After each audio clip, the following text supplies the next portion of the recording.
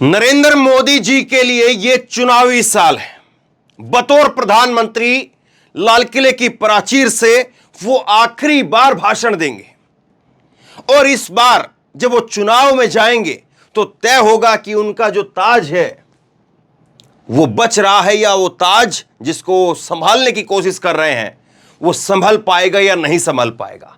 3 खबरें मैं आपको दिखाता हूं। पहली खबर, प्रधानमंत्री जहां पर रहते हैं, प्रधानमंत्री आवास जहां पर है, उसके 100 मीटर के दायरे में नरेंद्र मोदी जी कंट्रोल नहीं कर पा रहे हैं और एक के बाद एक कानून की धज्जियां उड़ रही हैं और खुलेआम ऐलान हो रहे हैं। मैं बात कर रहा हूं मेवात हिंसा की, और मेवात हिंसा से जुड़ी हुई कुछ नई अपडेट, और वो खास करके नरेंद्र मोदी जी को, उनकी सरकार को पलीता लगाने वाली वो कुछ खबरें नई निकल करके सामने आई है। एक बड़ी पंचायत हुई है, उसमें क्या कुछ हुआ है उस पर बात करेंगे। दूसरी खबर, ये पोस्टर आप देखिए। ना चाहते हुए बीजेपी वो काम कर रही है जो उसको कभी नहीं करना चाहिए, और इस मामले के अंदर मैं आपको एक सबूत दिखाऊंगा, उदाहरण दिखाऊंगा, और आप देखिएगा कि बीजेपी को आज कांग्रेस से सबक लेने की जरूरत पड़ गई है। अब आप कहेंगे कुछ गलत तो नहीं बोल रहे हैं आप? बिल्कुल सही बोल रहा हूं मैं। अक्सर यह कहा जाता है कि कांग्रेस को बीजेपी से सबक लेना चाहिए, लेकिन मैं आज जो आपको यह खबर बताऊंगा उसके साथ साथ एक सबूत और एक उदाहरण जो आपको दिखाऊंगा। बीजेपी को आज कांग्रेस से सबक लेने की जरूरत आन पड़ी है क्योंकि बीजेपी इस कदर फंस गई है। और तीसरी खबर, कल रात को जब मैंने आपको खबर बताई थी कि शरद पवार और अजीत पवार के बीच में बैठक हुई है, और उस बैठक के बाद में शरद पवार ने 2 टूक जवाब दे दिया कि हम बीजेपी के साथ नहीं जाएंगे। उसके बाद में आज सुबह खबर सामने आई है, शरद पवार के करीबी, जयंत पाटिल के करीबी के ऊपर 1000 करोड़ के एक मामले को लेकर के ईडी की कार्रवाई शुरू हो गई है। तो इसका मतलब यह कि शरद पवार ने जो आखिरी जो कोशिश की जा रही थी उसमें भी कांटा मार दिया है, उसमें भी क्रॉस का निशान मार दिया और कह दिया कि हम बीजेपी के साथ नहीं जा रहे हैं। तो क्या नरेंद्र मोदी, जिनके बारे में एक छवि बनाई गई नरेंद्र मोदी जी की कि बहुत मजबूत प्रधानमंत्री हैं, बहुत एक ऐसे प्रधानमंत्री हैं जो 24 घंटे 365 दिन की राजनीति करते हैं, सब कुछ उनके कंट्रोल में रहता है, क्या वो प्रधानमंत्री का जो खिताब इनको मिला या जो छवि इनके बारे में गढ़ी गई वो सब कुछ तहस नहस हो रही है। और आज नरेंद्र मोदी साहब एक तरह से ऑटो पायलट मोड पर चले गए हैं कि उनके हाथ में अब कुछ नहीं रहा है और धीरे धीरे वही सब कुछ हो रहा है जो नहीं होना चाहिए था, जो वो कदापि नहीं चाहते थे कि हो, लेकिन आज तस्वीर उसी तरह से बन रही है। पहली खबर से इसकी शुरुआत करते हैं। पहली खबर आप देखिए, नरेंद्र मोदी जी और उनके डबल इंजन के सरकार के मुखिया मनोहर लाल खट्टर जी, बड़ी समानता बताई जाती है मनोहर लाल खट्टर में और नरेंद्र मोदी जी में कि संघ से आते हैं, प्रचारक रहे हैं, शादी नहीं की है दोनों ने, कई सारी इस तरह की जो है वो सिमिलरिटीज बताई जाती है, बड़ी समानताएं बताई जाती है। लेकिन दोनों के दोनों मिलकर के एक हिंसा को संभाल नहीं पा रहे हैं और उस हिंसा को दबा करके खत्म करने की बजाय, उस चैप्टर को क्लोज करने की बजाय उस चैप्टर को दोबारा से खोलने की तैयारी हो रही है। नूह हिंसा के बाद में फिर से ऐलान हो गया है, ब्रजमंडल यात्रा फिर से निकालने का निर्णय लिया गया है। एक पंचायत होती है नूह मेवात हिंसा को लेकर के। नूह में पहले महापंचायत होनी थी, लेकिन उस पंचायत को लेकर के अनुमति नहीं मिलती है, तो फिर उसके बाद में नूह के मेवात के बगल के जिले पलवल के अंदर महापंचायत होती है। और पलवल की उस महापंचायत के अंदर, उस महापंचायत में जो ऐलान होते हैं उनको सुनेंगे तो आप कहेंगे कि देश में कानून का राज, संविधान का राज, मुख्यमंत्री, प्रधानमंत्री सब खत्म हो चुके हैं और अब जो कुछ हैं वो यही लोग हैं, वो यही जो है वो पीछे जो झंडे और पीछे जो लोग नजर आ रहे हैं वही लोग अब जो है सब कुछ बन गए हैं, वही सर्वे सर्वा हो गए हैं। इस महापंचायत के अंदर कहा गया कि हिंदुओं को लाइसेंसी रिवॉल्वर दिए जाए, और सौ लाइसेंसी हथियार हर गांव के अंदर दिए जाएं। मतलब कि सरकार इनकी, प्रदेश में सरकार इनकी, उसके साथ साथ केंद्र में सरकार इनकी, और जो जाहिर सी बात है कोई भी सामान्य नागरिक अगर किसी को दूसरे की हत्या करेगा तो जेल में कौन जाएगा? आप जाएंगे, हम जाएंगे, या वो जाएंगे? देखिए किस तरह से चीजें हो रही है। अपने ही लोगों को जो है वो हत्यारा बनाया जा रहा है, अपने ही लोगों को लाइसेंसी हथियार दिलवाने की बात कही जा रही है। जब सरकार ऊपर से लेकर के नीचे तक आप ही के समर्थन की सरकार है, तो फिर ये हथियारों की जरूरत क्यों रह गई? आज तो अमित शाह कहते हैं कि ऐसा माहौल है कि एक स्कूटी पर 12 साल की लड़की रात को 12 बजे गहने लाद करके निकल सकती है, ऐसा माहौल हो गया है। तो डबल इंजन की सरकारों में भी फर्क होता है क्या? दूसरी बात, इस पंचायत के अंदर क्या कहा गया, सुनिए जरा। इस पंचायत के अंदर कहा गया कि ब्रजमंडल की यात्रा जो अधूरी रह गई थी 31 जुलाई को, वो दोबारा से 28 तारीख को निकाली जाएगी। 20 तारीख को जंतर मंतर पर फिर से एक महापंचायत होनी है, और इस महापंचायत के लिए 4 राज्यों से, हरियाणा, यूपी, राजस्थान के लोग पहुंचे और कह रहे हैं कि एनआईए से इस हिंसा की जांच करवाई जाए। प्रदेश में सरकार इनकी, केंद्र में सरकार इनकी, कोई ममता बनर्जी की तो सरकार है नहीं, अरविंद केजरीवाल की तो सरकार है नहीं, इन्हीं की सरकार के ऊपर भरोसा नहीं है। प्रदेश की सरकार, मनोहर लाल खट्टर की सरकार के ऊपर इन लोगों को भरोसा नहीं है। वो कह रहे हैं कि एनआईए से इसकी जांच करवाई जाए, और मुख्यमंत्री मनोहर लाल खट्टर को सीधे तौर पर नकार दिया है। वो कह रहे हैं कि हमें योगी आदित्यनाथ जैसा सीएम दिया जाए, रिवॉल्वर नहीं राइफल रखो, खून को गर्म रखो, हिंदू जो शहीद हुए हैं उनको 1-1 करोड़ मुआवजा दिया जाए, सरकारी नौकरी दी जाए, जो घायल हुए हैं उनको 50-50 लाख रुपए दिया जाए। ये जो है इस पंचायत के अंदर फैसले लिए गए हैं। नुहू जो जिला है उसका स्टेटस खत्म किया जाए, नुहू जिले का स्टेटस उसको खत्म कर दिया जाए। और इस हिंसा को लेकर के पंजाब हरियाणा हाई कोर्ट के जजों ने, जिन्होंने बुलडोजर के ऊपर रोक लगाई थी, उन्होंने पूछा था सरकार से, डीजीपी से, कि क्या आप जातीय हिंसा करवाना चाहते हैं? जवाब आता, सुनवाई होती, इससे पहले उनका ट्रांसफर हो गया। तो क्या यह माना जाए कि सरकार जो है वो पूरी तरह से साइलेंट मोड में है, और यहां पर जो ये लोग चाहेंगे अब वही होगा? नरेंद्र मोदी जी इनके सामने बेबस हैं। वरना आप ये बताइए कि कौन से ऐसे लोग हैं इस पंचायत के अंदर जो शामिल हुए हैं जो मोदी का समर्थन ना करते हो, जो बीजेपी का समर्थन ना करते हो? सारे वो लोग इकट्ठा हुए जो मोदी और बीजेपी का समर्थन करते हैं। तो क्या यह माना जाए कि इसके बाद में जो कुछ होगा, और 28 तारीख को उसके बाद में एक बड़ी महापंचायत, बड़ी फिर से जो है वो यात्रा निकालने की बात हो रही है, और कहा जा रहा है लाखों लोग फिर से शामिल होंगे इसमें? तो इसके जरिए क्या फिर से वहां पर जो है दंगे कराने की साजिश है? सवाल यह है। और सवाल यह भी है कि इनको लेकर के 5 पालों ने इसका बहिष्कार कर दिया है। इसमें जो है इन पालों के अंदर डागर पाल है, रावत पाल है, सहरावत है, चौहान है, तेवतिया है, इन्होंने इसका बहिष्कार कर दिया है। तो क्या ये लोग जो मोदी साहब के पीछे नजर आ रहे हैं, ये लोग मोदी साहब के पीछे जो लोग हैं, वो इन डागरों को, सहरावतों को, चौहानों को, और उसके साथ साथ जो है रावत को, इन सारी पाल के लोगों का भी बहिष्कार कराएंगे? इस पंचायत में कहा गया कि इस इलाके के अंदर से बाकी बाहर से जो लोग आए उन सबको बाहर किया जाए। अब बाहर से ऐसे लोगों को बाहर किया जाएगा तो दिल्ली खाली हो जाएगी, एनसीआर खाली हो जाएगा, क्योंकि दिल्ली और एनसीआर किन लोगों से भरा हुआ है? यूपी के लोगों से, बिहार के लोगों से, मध्य प्रदेश के लोगों से, बाकी और अदर स्टेट के लोगों से, हरियाणा के लोगों से। दिल्ली के अंदर तो पॉपुलेशन दिल्ली की है ही कितनी। तो ये सब कुछ हो रहा है, तो क्या ये मोदी साहब की मर्जी से हो रहा है? और क्या मोदी साहब इस चीज को चाहते हैं, या मोदी साहब इस चीज को नहीं चाहते हैं लेकिन वो इसको रोक नहीं पा रहे हैं? क्या इस लाचारगी के अंदर आकर के नरेंद्र मोदी साहब जो है वो खड़े हो गए हैं?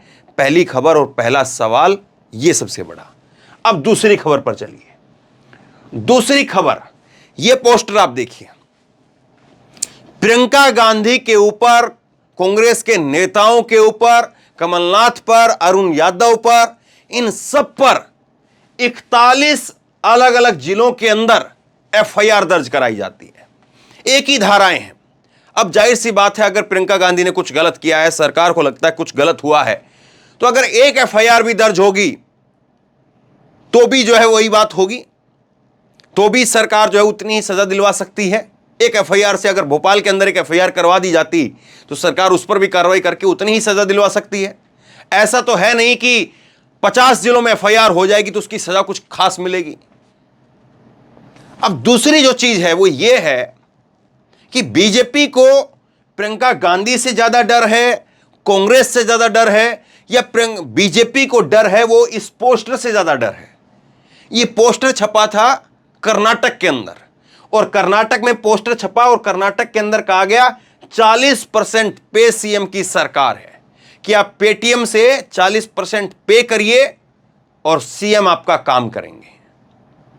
लेकिन कांग्रेस ने, प्रियंका गांधी ने एक लेटर जो है, एक कटिंग, अखबार की कटिंग, वो जो है वो जारी की और उसमें कहा कि कुछ कॉन्ट्रैक्टरों ने कहा है कि 50% के कमीशन की डिमांड वो मध्य प्रदेश में की गई है। अब इसमें डिमांड करने वाले साहब कौन थे वो जरा सुनिए। बीजेपी की तरफ से क्या कहा जा रहा है वो भी सुनिए। बीजेपी कह रही है कि इसमें जिन ज्ञानेंद्र अवस्थी का नाम लिया जा रहा है वो है ही नहीं। ट्विटर पर जिसका जिक्र किया जा रहा है कि ज्ञानेंद्र अवस्थी कोई कॉन्ट्रैक्टर हैं, उन्होंने जो है 50% का सरकार के ऊपर जो आरोप लगाया है वो है ही नहीं। अब इसमें 2-3 चीजें आती जो आज अलग अलग अखबारों में छपी है, मैं आपको बताता हूं। इसमें जो है ये जो कॉन्ट्रैक्टर एसोसिएशन है वो कहती है कि हमारी जो एसोसिएशन है वो 2012 से काम कर रही है और हम लोग जो है वो छोटे मोटे बड़े हर तरीके के जो है कॉन्ट्रैक्ट लेते हैं, और अभी तक हम करीब जो है वो कई लाख किलोमीटर की सड़क बना चुके हैं, और उसके साथ साथ जो है पुल तालाब अभी तक हम बना चुके हैं। और इस लेटर को जो है वो शिवराज सिंह चौहान ने अपने मंच से पढ़ा था। उसमें जो आरोप लगाए थे तो सीएम के मुंह से जो चिट्ठी जो पढ़ी गई तो उसमें जो है फिर एक तरह से उनको स्वीकार्यता मिल गई। दूसरी बात वो जो कॉन्ट्रैक्टर हैं वो कह रहे हैं कि हम इस मसले को लेकर के, जो हमारा बकाया पैसा है उसको लेकर के हम बाकायदा शिवराज सिंह चौहान से मिले थे, और शिवराज सिंह चौहान ने हमारी बात को सुना, और शिवराज सिंह चौहान ने कहा, अखबारों में और अलग अलग जो आरोप कांग्रेस की तरफ से लग रहे हैं वो मैं आपको बता रहा हूं। शिवराज सिंह चौहान की तरफ से कहा गया कि आप ओएसडी से मिल लीजिए, जो शिवराज सिंह चौहान के ओएसडी हैं उनसे मिल लीजिए। और उसके बाद आरोप यह लग रहा है कि ओएसडी ने कहा कि चुनावी साल है, पार्टी फंड में आप 50% जमा करा दीजिए। अब दिक्कत यह है, कॉन्ट्रैक्टर इस बात को कह रहे हैं, या एक जो आप जो है वो गणित निकाल करके देखेंगे तो कोई भी काम होता है जिसमें 100 रुपए अगर मान लीजिए किसी काम को करने के लिए मिलते हैं कि आपको 100 रुपए मिलेंगे, यहां पर आपको सफाई करनी है, तो 100 रुपए जिस ठेकेदार को मिलेंगे सीधे तौर पर 10 रुपए तो वही रख लेगा। उसके बाद में 50 रुपए जो है वो सरकार के खाते में जमा करवा दे। बचे कितने रुपए? बचे 40 रुपए। अब उस 40 रुपए में 100 रुपए का काम हो पाएगा? यह गणित बताया जा रहा है कि पहले भी कमीशन चलती थी, अब भी कमीशन चलती है, दूसरे राज्यों में भी कमीशन चलती है। और ये इस तरह के जो कॉन्ट्रैक्टर होते हैं, जाहिर तौर पर वो एक जगह पर, ऐसा नहीं कि एक ही राज्य में काम करते हैं, बहुत सारे कॉन्ट्रैक्टर ऐसे होते हैं जो कई राज्यों में काम करते हैं, जिनकी कंपनियां जो है वो राजस्थान में काम भी कर रही होती है, जिनकी कंपनियां मध्य प्रदेश में भी काम कर रही होती है, गुजरात में भी काम कर रही होती हैं। तो हर जगह वो डील करते हैं, और कहीं पर जो है वो 15-20% देते हैं, कहीं पर 10% देते हैं, कहीं पर 25% देते हैं, लेकिन 50% जो है वो कह रहे हैं कि बहुत ज्यादा हो गया। जो आरोप लग रहे हैं उसके मुताबिक मैं आपको बता रहा हूं। अब बीजेपी ने जो है इस मामले को जिस तरह से डील करना चाहिए था उस तरह से किया नहीं, और बीजेपी ने इस मामले को पका दिया। और पका दिया मैं क्यों कह रहा हूं इस बात को आप इस चीज से समझिए। 2 तस्वीरें मैं आपको दिखाता हूं। ये दो तस्वीरें देखिए, ये है एक लाल डायरी, ये है लाल डायरी। और ये लाल डायरी क्या है? ये लाल डायरी ये है कि कांग्रेस के एक बागी विधायक ने, मंत्री ने, बागी जिनको बाद में फिर निष्कासित कर दिया गया, उन्होंने जो है एक लाल डायरी दिखाई और कहा कि मेरे पास में इस लाल डायरी के अंदर अशोक गहलोत के और उनके मंत्रियों के और उनके विधायकों के बहुत सारे सबूत हैं। लाल डायरी को दोहराया गया, लाल डायरी खबरों में आई और लाल डायरी का जिक्र खुद प्रधानमंत्री करने लगे। प्रधानमंत्री ने कहा कि लाल डायरी के पन्ने खुले तो बड़े बड़े नेता निपट जाएंगे। ये प्रधानमंत्री ने जब राजस्थान में अभी हाल के अंदर वो गए, उनकी रैली हुई, उस रैली के अंदर लाल डायरी का जिक्र किया।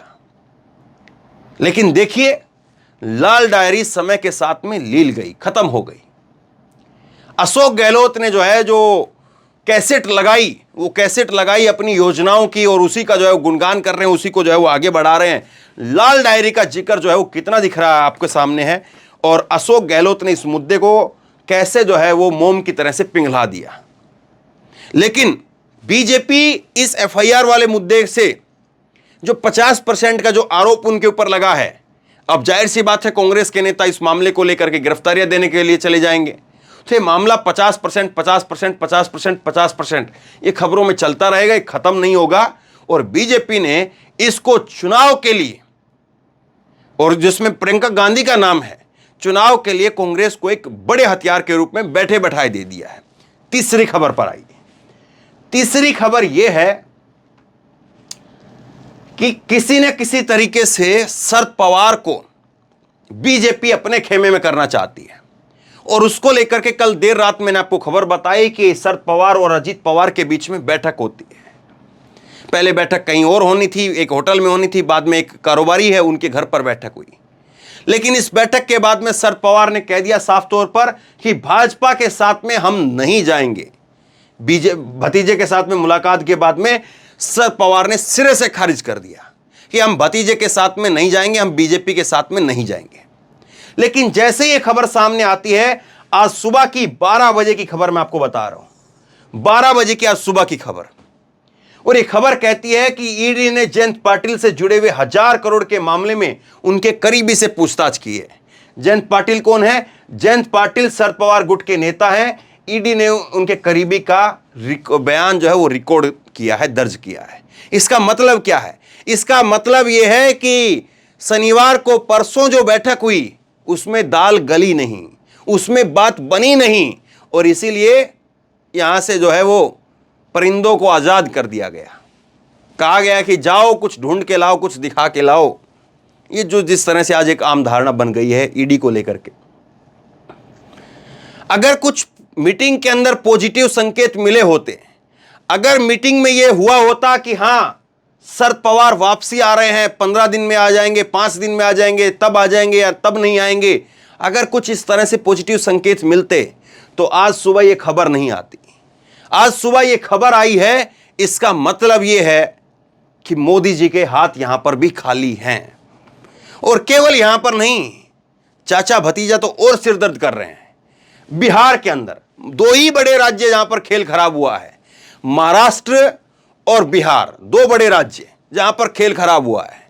उत्तर प्रदेश तो इन्होंने जो है एक अलग तरीके से वहां पर राजनीति सेट की, लेकिन बिहार और महाराष्ट्र जो बीजेपी के साथ में थे 2019 के अंदर, उन दोनों राज्यों के अंदर सत्ता पलट चुकी है, उन दोनों राज्यों में समीकरण पलट चुके हैं, और बिहार के अंदर एक दूसरे चाचा भतीजे की जोड़ी है जो बीजेपी की नाक में दम कर रही है, मोदी जी के नाक में दम कर रही है और संभाले नहीं संभल रही है। ये हैं चाचा पशुपति पारस और इनके भतीजे चिराग पासवान।